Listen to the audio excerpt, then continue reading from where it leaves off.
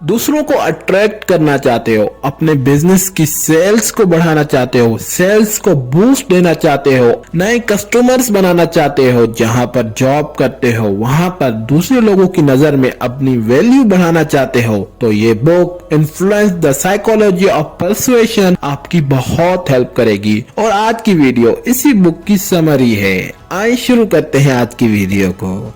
इस बुक की शुरुआत author Robert Cialdini weapons of influence से शुरू करते हैं, यानी कि छोटे छोटे तरीके जिनसे हमें अट्रैक्ट किया जाता है, इन्फ्लुएंस किया जाता है, उनकी हेल्प करने के लिए, उनके प्रोडक्ट बाय करने के लिए क्यों हम अट्रैक्ट होते हैं। इसके पीछे जो मेन रीजन है, ये जो हमारा माइंड है वो वर्ड्स और तस्वीरों से ट्रिगर होता है और हमें मजबूर करता है एक्शन लेने के लिए। यानी कि जैसे वो ऑथर को एग्जांपल देते हैं कि एक ज्वेलरी शॉप पर जहां पर एक ब्यूटीफुल किस्म का सेट आया गोल्ड का और वो सस्ता था, तो उस दुकान की मालकिन ने सोचा कि इसे सेंटर में लगा दूंगी तो ये जल्दी बिक जाएगा, पर वो सेट काफी अरसे तक नहीं बिका। तो उस दुकान की मालकिन ने अपनी सर्वेंट से कहा कि इसकी वैल्यू कम कर दो। तो इस दुकान की जो सर्वेंट थी वो थोड़ी बहरी थी, तो उसे लगा कि इसकी वैल्यू डबल कर दो, तो वो उस हार की वैल्यू डबल कर देती है। जब उस दुकान की मालकिन वापस आती है,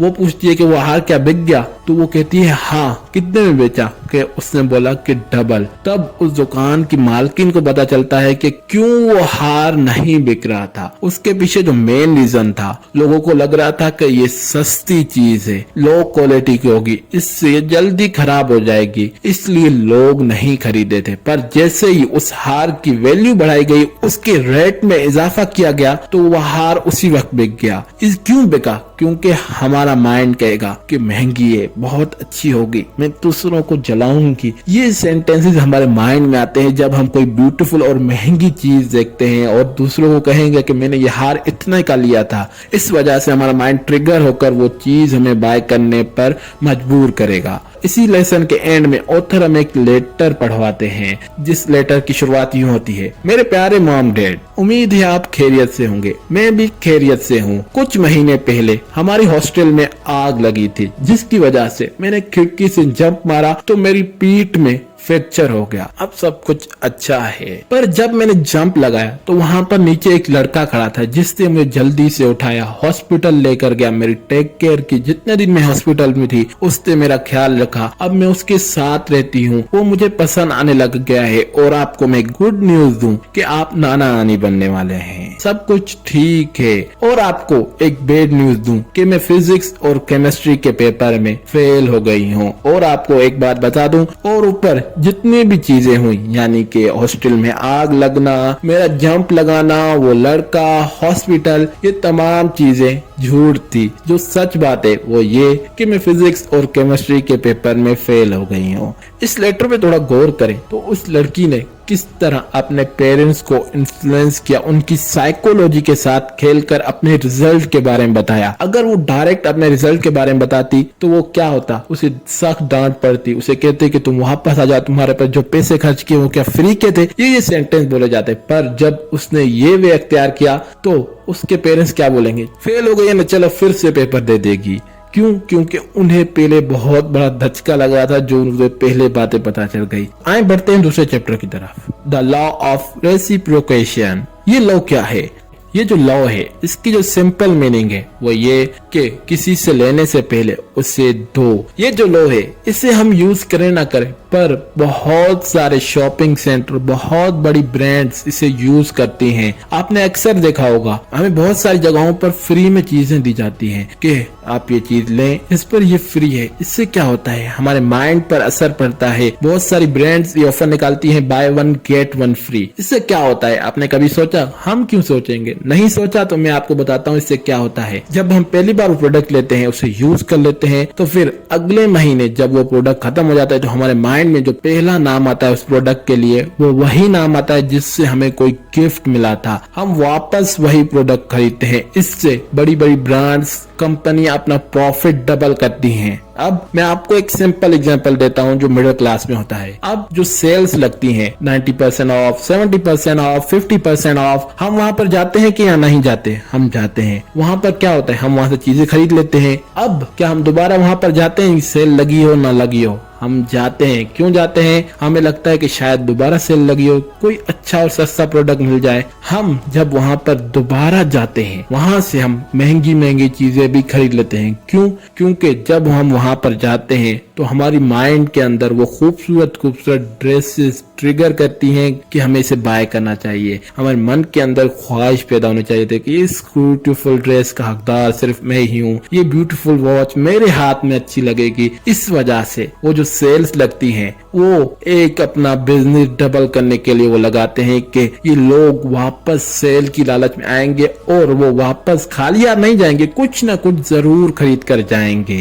इसलिए जब भी सेल्स लगे ये बात याद रखिएगा कि वो आपको ट्रिगर करने के लिए वो सेल लगा रहे हैं, अपना बिजनेस डबल करने के लिए लगा रहे हैं। इसी तरह जो नए नए बिजनेस खोलते हैं वहां पर पहले दिन चाय फ्री होती है, या फिर अगर कोई मिठाई का शॉप है तो पहले दिन जब उसकी ओपनिंग सेरेमनी होती है तो वहां पर लोगों को मिठाइयां खिलाई जाती है, समोसे खिलाए जाते हैं। क्यों खिलाए जाते हैं? ताकि लोग इन्फ्लुएंस होके जब भी उस बेकरी के करीब से गुजरेंगे कहेंगे चलो यहाँ से कुछ बाय करके चले जाते हैं, बहुत अच्छे लोग हैं, फ्री में हमें खिलाया था। ये हमारे माइंड में प्रोसेसिंग होती है जब हम उन चीजों के करीब से दोबारा गुजरते हैं। इसलिए जब भी ऐसा कुछ हो तो इस को याद रखिएगा कि किस तरह इन्होंने हमें थोड़ा सा देखकर हमसे कितना ले लिया। अब बढ़ते हैं तीसरे चैप्टर की तरफ, कमिटमेंट और कंसिस्टेंसी। इस चैप्टर में ऑथर हमें बताते हैं कि किस तरह कमिटमेंट और कंसिस्टेंसी से हमें ट्रिगर किया जाता है। अब कमिटमेंट से किस तरह किया जाता है एक स्टोरी से बताता हूँ। एक बच्चा जो बाजार में खड़ा हुआ है एक पर्सन को बुलाता है, अंकल क्या आप मेरी हेल्प करेंगे? जी बेटा मैं आपकी क्या हेल्प कर सकता हूँ? तो वो पर्सन बोलता है, वो बच्चा बोलता है, सर क्या आप मुझसे ये $500 का फ्लाइंग जेट लेंगे? तो वो कहेगा नहीं नहीं I can not afford it. पर उसी वक्त बच्चा बोलेगा ओके सर आप ये नहीं बाय कर सकते, चले ये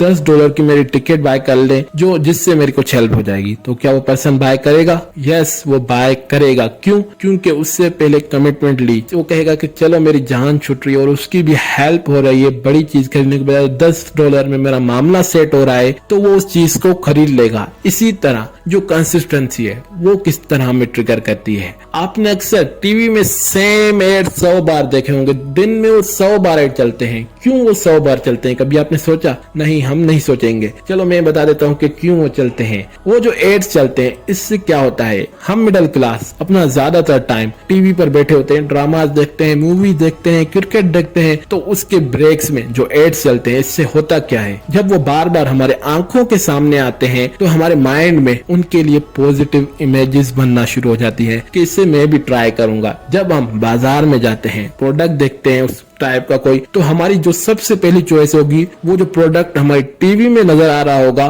उससे बाय करने की ट्राई करेंगे। आए बढ़ते हैं तीसरे चैप्टर की तरफ, सोशल प्रूफ। ये जो सोशल प्रूफ है इससे भी हमें ट्रिगर किया जाता है हमारे माइंड को चीजों को चूज करने के लिए। अब मैं आपको दो चॉइसेस देता हूँ, आपको खाना खाना है, दो होटल्स हैं आपके सामने, एक के सामने कोई भीड़ नहीं है, कुछ भी नहीं है, और एक के सामने 5 गाड़ियां खड़ी हुई है। तो आप किसकी तरफ जाना पसंद करेंगे? आप उस होटल की तरफ जाना पसंद करेंगे जहां पर 5 गाड़ियां खड़ी हैं। क्यों? क्योंकि आपको लगेगा कि इस होटल के अंदर कुछ खास है, खाना टेस्टी होगा तभी इतने लोग खड़े हुए हैं, आप वहां पर जाना पसंद करेंगे। इसी टेक्निक को, और ये रिसर्च भी हुई है कि एक होटल के बाहर 5 गाड़ियां उसके होटल के स्टाफ मेंबर ने खड़ी कर दी किराए पर या फिर अपनी, जिससे क्या हुआ कि उनकी सेल के अंदर 100x तक इजाफा हुआ और नया होटल था। और उसके बरक्स जो होटल जिसके बाहर कुछ नहीं खड़ा हुआ, सिर्फ उसका बिल बोर्ड लगा हुआ है, तो उसकी सेल बिल्कुल कम से कम है। क्यों? क्योंकि लोग वहां पर जाना पसंद ही नहीं करे, उन्हें सोशल प्रूफ ही नहीं मिल रहा कि लोग वहां पर है नहीं है, उसका खाना कैसा है। पर जब हमें कोई सोशल प्रूफ मिलता है तो हम उन चीजों की तरफ भागने का ज्यादा दिल चाहता है।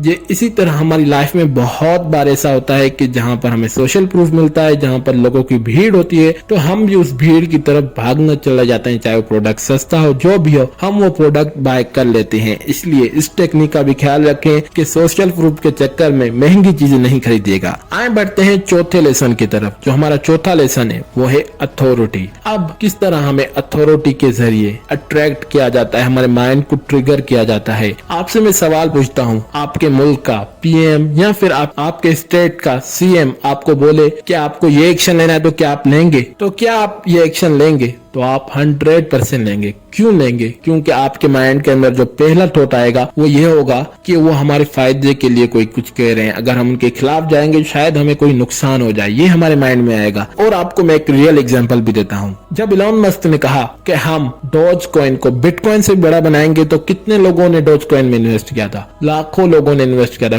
क्यों इन्वेस्ट किया था? क्योंकि इलॉन मस्क एक अथॉरिटी है जिसे पता है कि किस तरह पैसे कमाए जाते हैं, इसलिए हम ज्यादातर अथॉरिटीज को फॉलो करते हैं। इसी तरह जो हमारा पांचवा लेसन है वो ये स्केर्सिटी। हमें डराया जाता है बड़ी बड़ी ब्रांड्स की तरफ। कभी आपने सोचा ये जो बड़ी बड़ी ब्रांड्स है वो क्यों अपने प्रोडक्ट्स लिमिटेड एडिशन में सेल करती हैं? क्यों वो लिमिटेड एडिशन में प्रोडक्ट बनाती हैं? उसके पीछे जो मेन रीजन है वो हमारे अंदर डर पैदा करना चाहती है कि कहीं मुझसे पहले कोई और ये प्रोडक्ट ना खरीद ले, और चाहे हमें उस प्रोडक्ट की जरूरत हो ना हो फिर भी उस लिमिटेड एडिशन की वजह से हम कहेंगे कि चलो इससे भी बाय कर लेते हैं, कहीं मेरा दोस्त इसको यूज करके मुझे शो ऑफ ना करे, उससे पहले मैं उसे शो ऑफ करता हूँ। हमारे अंदर डर पैदा किया जाता है शो ऑफ का कि कहीं आपका दोस्त ना ले ले, लिमिटेड एडिशन है, चंद ही पीस आएंगे आपके मुल्क में, तो आप भी उस रेस में लग जाते हैं घंटों घंटों। इस अभी आपने देखा होगा कि एप्पल का जब दुबई में लॉन्च हुआ तो लोग सारी सारी रात वहां पर इंतजार में खड़े हुए थे कि जब लॉन्च होगा हम पहले प्रोडक्ट लेंगे, पहला आईफोन लेंगे। क्यों? क्योंकि उनके अंदर डर पैदा हो गया था कि कम पीस शायद मुझे ना मिले। ये जो मैंने आपको लेसन्स बताए, यानी कि वेपन्स ऑफ इन्फ्लुएंस, उसके बाद commitment, consistency, law of reciprocation, social proof, authority, उसके बाद स्कैरसिटी, इन लॉस को अपने माइंड में रखिए। अगली बार किसी मार्केटिंग स्ट्रेटेजी में फंसने से पहले इन लॉज को याद रखें और इन्हें अपनी लाइफ के अंदर जरूर यूज करें। आपकी ऑफिस के अंदर, जॉब में, आपके बिजनेस में ये बहुत हेल्प कर सकती है। आज की वीडियो में बस इतना ही। अगर वीडियो अच्छी लगे तो वीडियो को लाइक कीजिए, चैनल को सब्सक्राइब कीजिए, अपने दोस्तों के साथ जरूर शेयर कीजिए और जो पॉइंट आपको इस वीडियो में अच्छा लगा उसे कमेंट कीजिए। वीडियो देखने के लिए थैंक्स।